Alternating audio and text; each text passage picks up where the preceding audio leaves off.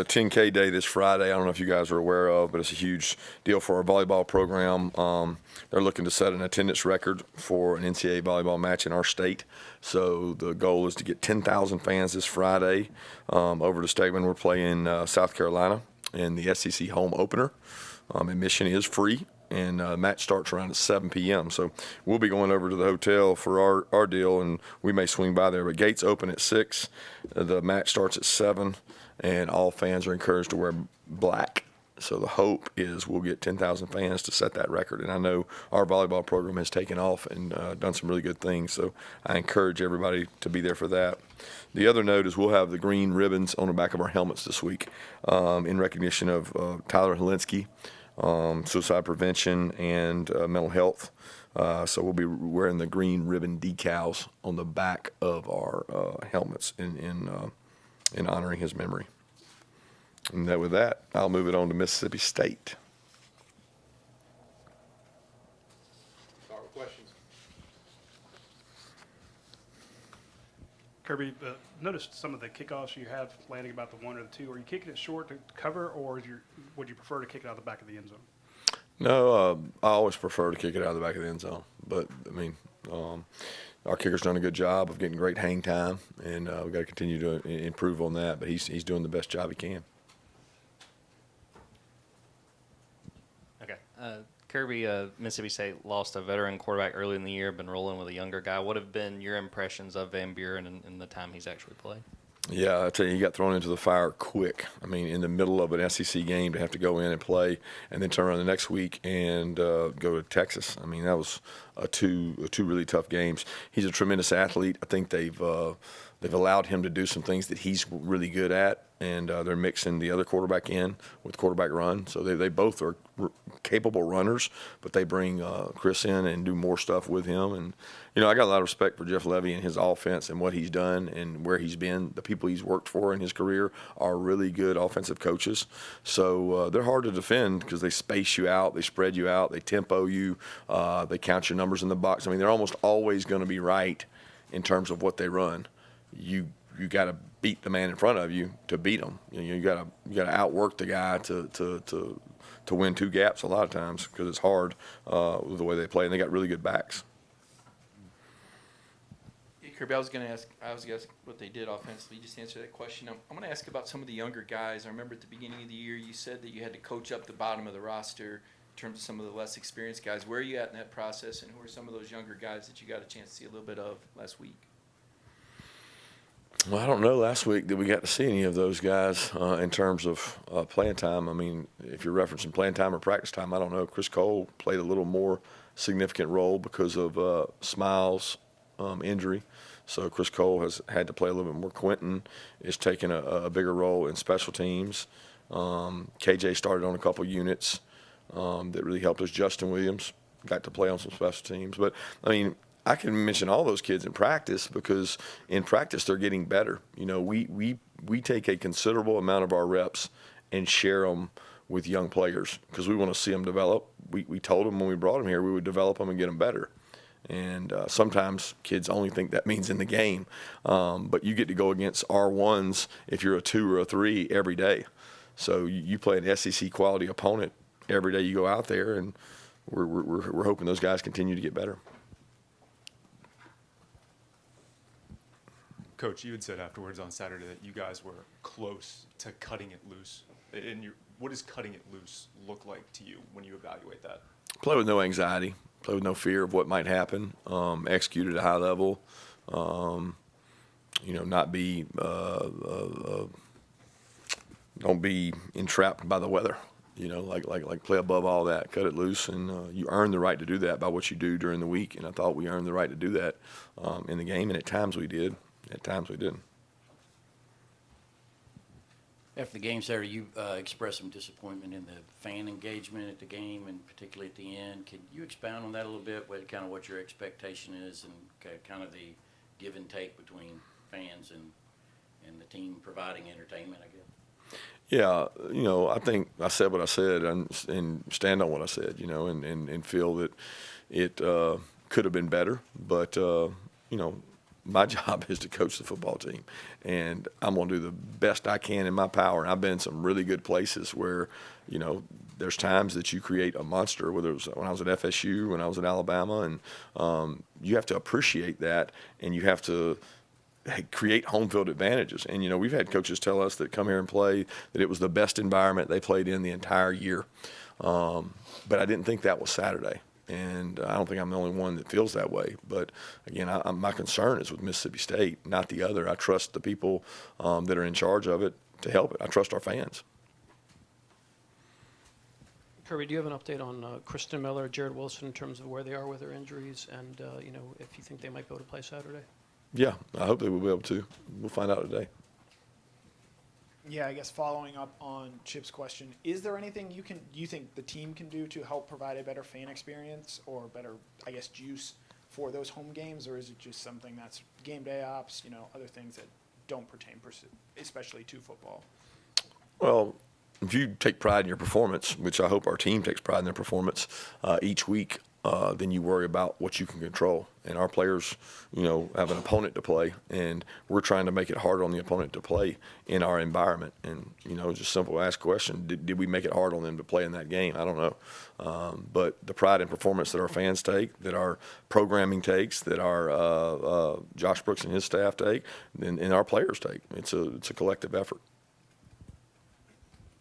Yeah, you mentioned cutting it loose, not playing with anxiety. I guess how much have you seen with that in the offense, particularly Carson, and how hard is that for a quarterback to, I guess, not be afraid of making a big mistake in a big moment? Yeah, I don't reference Carson in that. Carson's, you start for a year in the SEC and play in the games he's played in. I'm not referencing Carson with that. That's not. I never directly said him, and don't think that he's played that way. I think Carson is in a good headspace. He's continued to get better. It has nothing to do with him. Probably some other positions that we have younger players at. Sometimes they play with a little anxiety. You mentioned Smael's injury. Saw he was on crutches and had a boot. What are the specifics for that injury? We hope to get him back soon.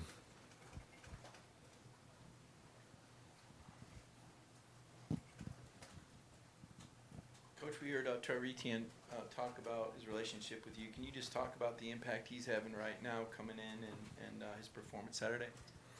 Yeah, I thought he performed really well Saturday. He made some things happen with nothing there, and then had a couple that I thought maybe should have got more on, that he's one step away and from breaking one open and using his quickness. He's got really good open field skills to make people miss, and I think that's something that we've needed around here, is like a guy that can go make people miss in open spaces. And he's a really good receiver out of the backfield, and more important than all that, he's one of our best leaders. He holds people accountable. He's a good kid. And I appreciate the way he's come into our team and bought into the culture that we have here. Yeah, Coach, when we talked to Carson on Saturday, he said that you guys prepared for or saw Auburn playing a lot of man on tape, and then they're rushing 3, dropping 8, providing a different look. When that happens, when you're preparing for something, a defense gives you something else. What does the adjustment sound like and look like on the headset from the coaching staff? Well, we drop 3 and rush. We rush 3 and drop 8 on our defense. So it's not something that when we go against each other we don't see. We see everything from our defense every week. We don't go out there and say, okay, we're only working on this for Auburn. No, they might play man, but then they might play zone. They also rushed 3 and played man with 2 robbers, which is 8 guys dropping, but it's man free. So they did a little bit of both, and we continue to see that. Kentucky did that. They did that, and then people max splits. So if you're a good defense, you're not going to do the same thing over and over, right? So you pitch to people, especially somebody like Carson. You want to give him different looks. Our answers are within the route tree. We call a play. There's this portion of the play is for this coverage. This portion of the play is for this coverage, and Carson usually knows where to go with that. Kirby, is there a balance between trying to win the game you have right in front of you, but also trying to do some things that will help you? Like, for instance, if you want to establish the run, and maybe it's not the best thing to do in that game all the time, but it's something that you feel like you need to do for you to be a better team. Is there a balance you have to try to have there? I've never thought of it that way, Seth. I look at it as win the game and do what you have to do in practice. So if I really felt strongly that we needed to improve the passing game or improve the running game or I don't really know what you're getting at with which part we're trying to improve in game. I would do it in practice periods. I would say, hey guys, we got to do more of this because this is our struggles. We got to load the box and run against it. Well, I don't want to do that. We got to throw the ball when we can throw the ball. I mean, I'm very pleased with where we are in terms of it. We've played some really good teams, especially when you look at some of the defensive statistics out there with Kentucky and Clemson, what they've done. So the most important thing is to get better. And I think we do that in practice better than going into a game where we don't know what's going to happen in a game, right? We don't know. I mean, I'm not into experimentation in games. Yeah, you mentioned Chris Cole got some more action on Saturday. Just what have you seen in terms of his growth, and what is it about his skill set that makes him, I guess, a good fit for that third down package on defense? Well, number one, he has tremendous pride in performance, and we rank that as one of the number one qualities. A lot of people rank size, speed, height, weight, and stars. He has great, he is self-aware and has great pride in performance, and that is a number one trait of a winner, of a good athlete, of guys that play as freshmen. And he has size, he can run, but he's really intelligent and he's very conscientious. So we've been very impressed with him, the way he's kind of grown up and gotten better, and he's still not there. I mean, it's like Raylen and CJ last year. They weren't ready for what they had to go do, but they had to go play. And we need him to keep getting better, and we need Justin to come along too. You often speak on how difficult it is to win on the road in the SEC, and I don't know that we've seen a more dramatic week with examples provided than this past week. This may tie into what you just said a few minutes ago about the importance of creating a home field advantage, but are there reasons that it's become more difficult than ever in the SEC to win on the road? The margins are tighter. I don't think it has anything to do with the road or home. It's just the margins are tighter. Everybody's got, the ability to go get people's backups, and it's just look at the scores in the league. It's tighter than it's ever been. It's a really competitive league. We made it better by bringing more people in, and it really boils down to who can play the long game. And it's not about. I mean, it's hard to play on the road, yes, but it's not about that as much as it is these teams are closer than most people realize.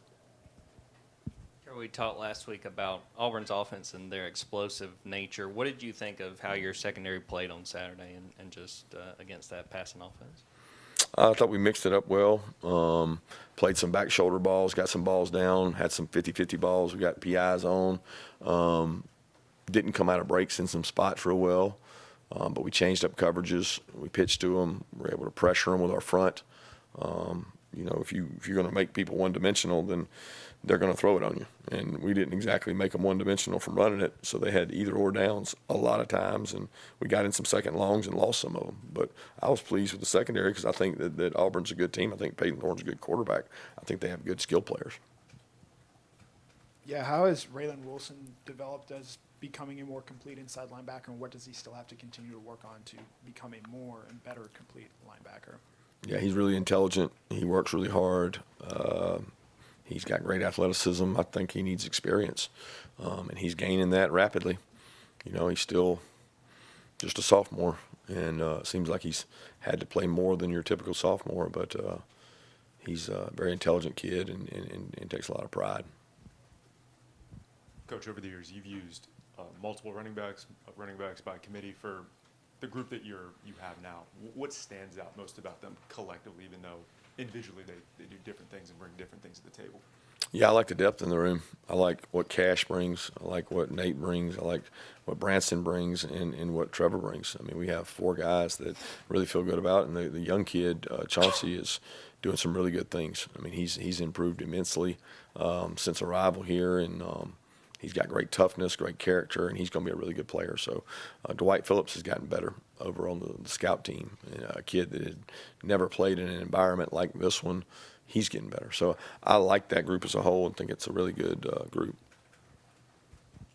Yeah, Coach, Cole Speer made a few physical tackles on special teams this weekend. I'm curious if you could speak to that. And also, it's a high school offensive football player coming out and looking really naturally as a tackler. Do you guys teach those guys how to do that, or is it like an onboarding process for them to go out and play special teams that well?